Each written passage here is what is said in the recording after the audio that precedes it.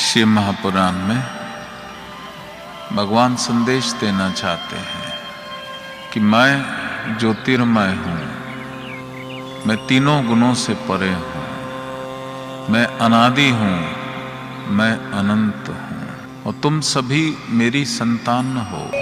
आप लोग भी बोलो, जोर से बोलो। कौन सी एकादशी? जब माया में निर्जला एकादशी। निर्जला का मतलब कल के दिन जल नहीं पीना चाहिए, निर्जल रहना चाहिए। अच्छा, इस एकादशी का एक और नाम भी है, इसका नाम है भीमा एकादशी। भीमा एकादशी क्यों कहते हैं? बोले एक बार भीम जो है, भीम तो आप जानते हैं पांडवों में युधिष्ठिर जी के छोटे भाई हैं, अर्जुन के बड़े भाई भीम जी। एक बार भीम जी वेद व्यास जी के पास पहुंचे और व्यास जी से कहा, बोले हमने सुना है कि एकादशी को तो व्रत करना चाहिए, जो व्रत नहीं करता उसे पाप लगता है और हमसे व्रत होता नहीं। भीम भोजन के बोले हमसे व्रत होता नहीं, हमने व्रत किया तो हमको फिर असंभव हो जाएगा। तो व्यास जी ने कहा, बोले तो व्रत नहीं हो सकता तो कम से कम फलाहार रह करके तो करो। अच्छा, एकादशी का व्रत बड़ा सुंदर है। अन्य व्रतों में क्या होता है, दिन भर भूखे रहते और शाम को भोजन करते, पर एकादशी के दिन शाम को भी भोजन नहीं होता। एकादशी का व्रत किस दिन से शुरू हो जाता है? आज दशमी से ही। आज दशमी की रात्रि को भी भोजन नहीं करना चाहिए। एकादशी, जो एकादशी का व्रत करते हैं तो दशमी के रात को भोजन नहीं करना चाहिए। ऐसा नहीं कि दशमी को खूब पालो, खूब खा लो और फिर एकादशी करो, नहीं। तो आज दशमी के दिन भोजन नहीं करना चाहिए। दिन में कर सकते हैं, शाम को नहीं करना चाहिए जो एकादशी करते हैं। सूर्योदय से पहले पहले, सूर्यास्त से पहले पहले आज भोजन करें, सूरज डूबने से पहले पहले, और फिर शाम को भोजन न करें।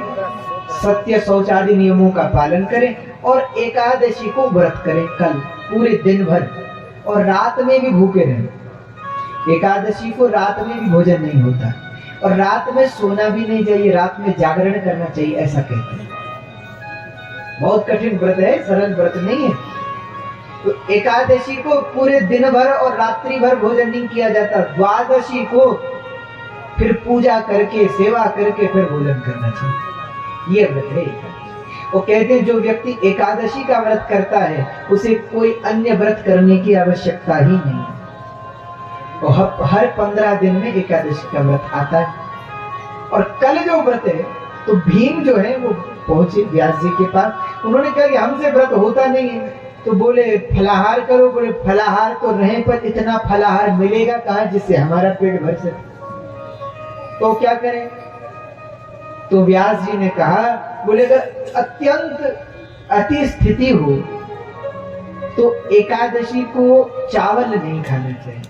कल एकादशी है, वैसे तो प्रयास कीजिए कि सब एकादशी का व्रत करें, पर जो एकादशी बुजुर्ग है या कोई रोग है, कोई कष्ट है, व्रत नहीं कर सकते, तो या कोई छोटे बच्चे हैं व्रत नहीं कर सकते, तो कल के दिन चावल नहीं खाना चाहिए। एकादशी के दिन चावल खाने से मांस खाने का पाप लगता है। एकादशी के दिन चावल नहीं खाया जाता। और एकादशी के दिन प्याज लहसुन भी ना खाएं। अगर अति स्थिति है तो प्याज लहसुन ना खाएं। नहीं तो व्रत करने में क्या समस्या है? दिन भर तो आप लोग व्रत करते ही हैं। कितने लोग हैं व्रत वाले? हाथ उठाइए जरा। कुछ है? समिति वाले तो सब हैं। गांव वालों को भी रहना चाहिए। तो आप लोग जो व्रत कर सके तो कल एकादशी का व्रत करें। और फलाहार है, और हमारे पहाड़ों में दूध इत्यादि की भी कोई कमी नहीं है, तो दूध लेकर के, फल लेकर के, और फलाहार में आलू का फलाहार बनाते हैं, तो फलाहार लेकर के व्रत करना चाहिए। अच्छा, एक विधान और है। आजकल लोगों को पता ही नहीं है कि व्रत किसे कहते हैं। आजकल लोगों को लगता है सुबह से शाम तक भूखे रहो, बस हमारा व्रत है। व्रत को संस्कृत में कहते हैं उपवास। उपवास यानी उपकार होता है नजदीक, वास का मतलब होता है रहना। अब बोलो, सुबह से शाम तक भगवान का नाम भी नहीं लिया और कह रहे हैं हमारा व्रत है। उस दिन दिन भर भगवान के पास बैठो। मुझे बहुत ध्यान दीजिएगा माता, हमने कई माताओं को देखा वो सोमवार का व्रत करती हैं और भी व्रत करती हैं। पर लेकिन वो सुबह से शाम तक पूजा भी नहीं करेंगे, बस भूखी है, वो व्रत है। देखो भूखा रहना प्रधान नहीं है, द्वितीय श्रेणी है।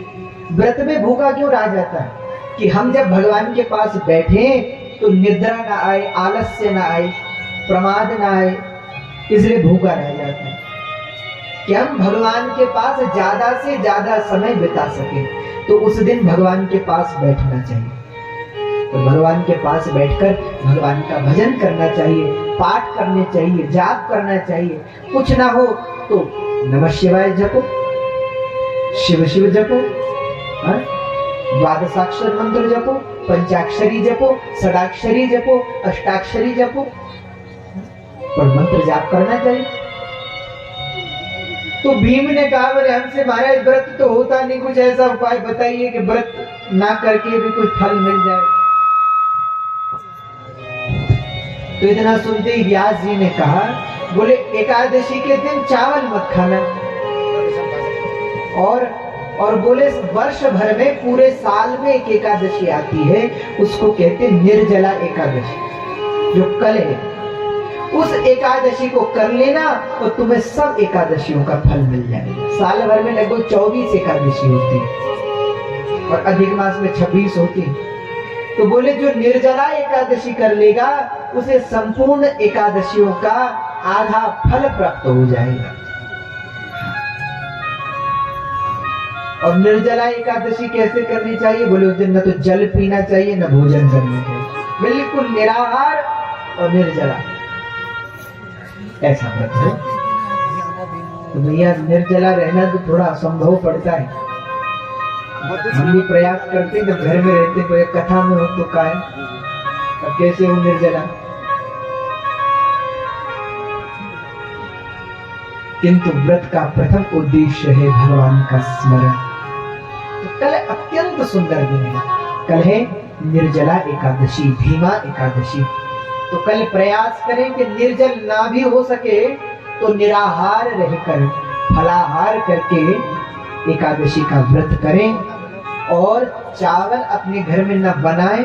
कल के दिन भगवान को भी चावल नहीं चढ़ाया जाता, बहुत ध्यान दीजिए। कल के दिन पूजा भी होती है तो पूजा में भी चावल भगवान को नहीं चढ़ता, चावल का स्पर्श भी त्याज्य है, चावल का स्पर्श भी नहीं किया जाता।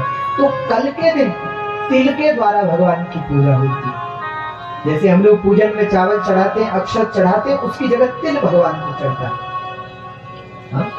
तो कल के दिन भगवान विष्णु का पूजन करें, एकादशी का व्रत करें और भगवान शिव की कथा का श्रवण करें। और शिव कौन है? तो बोले वैष्णवा नाम यथा शंभु। कल के दिन तो भगवान भोलेनाथ भी व्रत करते हैं, क्योंकि सबसे बड़े विष्णु के भक्त तो वही है। तो कल है सुंदर निर्जला एकादशी। तो बड़े अच्छे अच्छे संयोग इस कथा के दौरान बन रहे हैं और हम लोगों का सौभाग्य है। कल अवश्य कथा सुनने आए,